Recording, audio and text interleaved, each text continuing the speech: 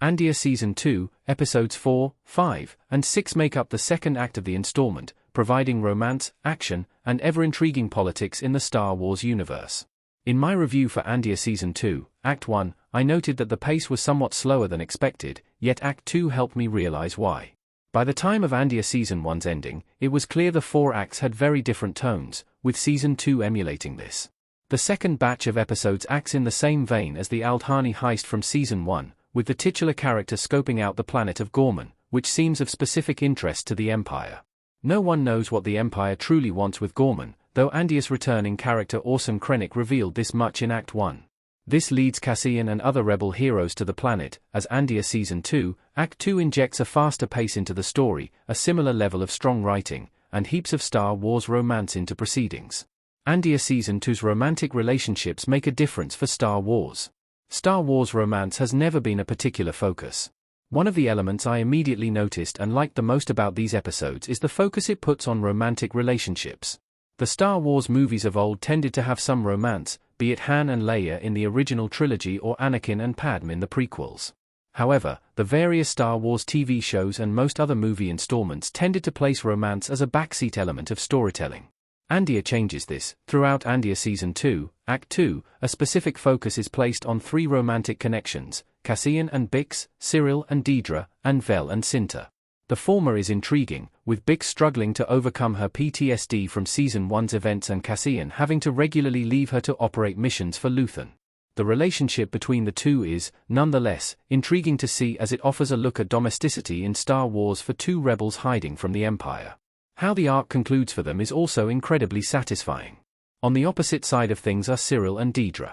I mentioned in my review for the first arc of Andor Season 2 that the show is excellent at presenting certain Imperials as investable characters, despite them squarely being villains. This continues here, with Cyril essentially being used by Dedra to further the Empire's efforts on Gorman. Not only does this give Cyril more to do as a central part of the plot, but it also emphasizes the lack of genuine love and trust between them, with the opposite being true for Cassian and Bix, for example. Finally, the couple of Vel and Cinta is perhaps the most compelling in Andor Season 2, Act 2. Naturally, the relationship is one of the only depictions of an LGBTQ relationship in Star Wars concerning main characters, adding a level of maturity to the show. Beyond that, how their story plays out here is suitably heartbreaking. Cinta's death is depicted as a sad casualty of rebellion, something Andor is excellent at portraying as Star Wars Rebel Alliance grows. The Gorman storyline takes a more compelling direction. Rebellion brews across the galaxy. Cassian Andor at the Gorman Massacre. Andor Season 2, Act 1 already established that the Empire wants Gorman for minerals, which the Empire deems more worthy than the lives of those living on Gorman. Andor takes this storyline even further by showing how the people of Gorman are responding to the new Imperial occupation of the planet. The increased Imperial activity has locals worried, leading the Gorman front to inspect exactly why. The politics on display here are fascinating, truly exemplifying that Andor's biggest strength is its mature writing. The Gormans are naturally angry at the Imperial activity on the planet, leading to outright rebellion in the form of a heist that involves Vel and Cinta. However, the reveal that this rebellion was provoked by the Empire as a means of the institution cracking down on Gorman makes it all very complex. The heist itself is fun and adds a deal of tension and action to the second act of Andor Season 2. That said, it is the politics at play beneath it that makes it all the better. Seeing how the Empire will force retribution for this act is both terrifying and intriguing, as it will likely propel Cassian, Bix, and maybe even Luthen to aid Gorman. Surrounding elements of Andor Season 2, Act 2 were a mixed bag, though they were more positive than negative.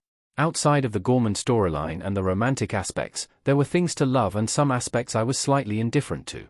Concerning the former, Mon Mothma's depiction continues to intrigue as she fights against the Empire from the inside. She does not get as much to do here, but it allows other characters to shine. The brief subplot with Luthen and Claire that sees them trying to infiltrate Davo Skulden's event to recover a bug began as something unimportant. However, the final scene of this plot thread was suitably tense and excellently crafted. It pushed me to the edge of my seat. At the ISB, the politicking of the Imperials continues to be one of the most well-written, exciting parts of the show. The one issue I had with this batch of episodes is simply how the titular character seemed removed from the main storyline. His relationship with Bix was good to see, and his brief excursion to Gorman was fun as we watched Cassian embody a social aristocrat. Nonetheless, Cassian was not involved in the Gorman heist like he was alongside Cinta and Val in Season 1's Aldhani arc, which made him feel somewhat inconsequential in Episode 6, specifically. Aside from this, though, Andor Season 2, Act 2 was just as enjoyable as its predecessor.